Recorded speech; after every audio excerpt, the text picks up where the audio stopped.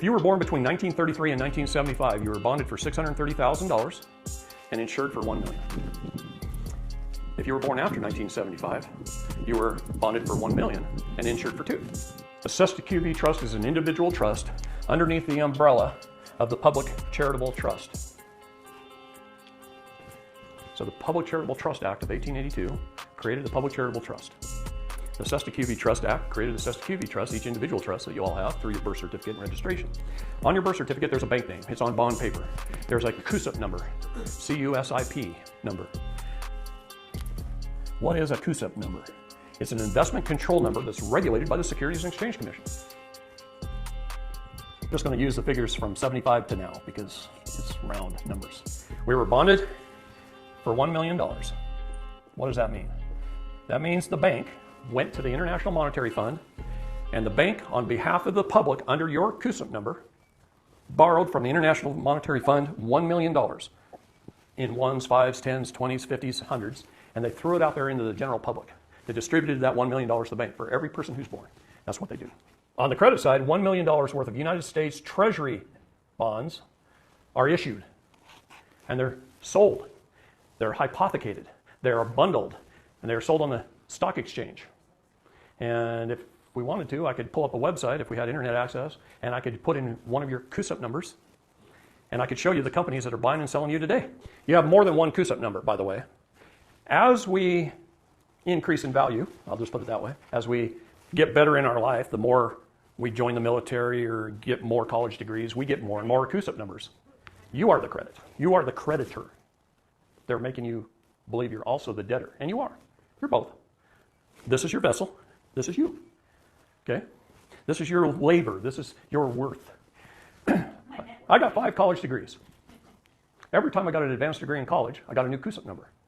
So in the military, I got a new CUSIP number. All these CUSIP numbers are attached to my main birth number. Okay? Is this in a bad spot?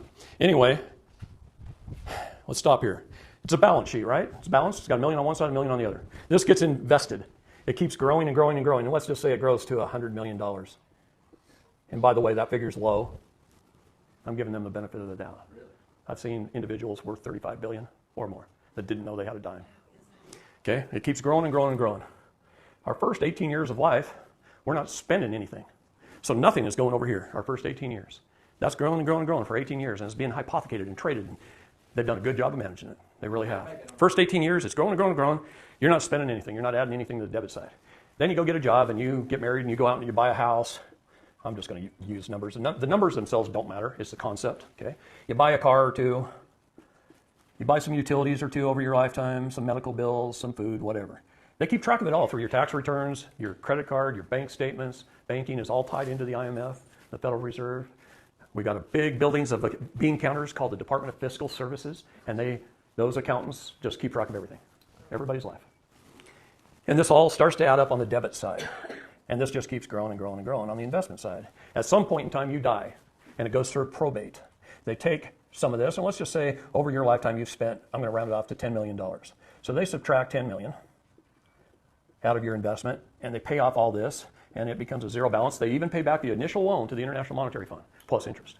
That was a loan from a foreign entity, by the way, to the Public Charitable Trust. And they pay it back.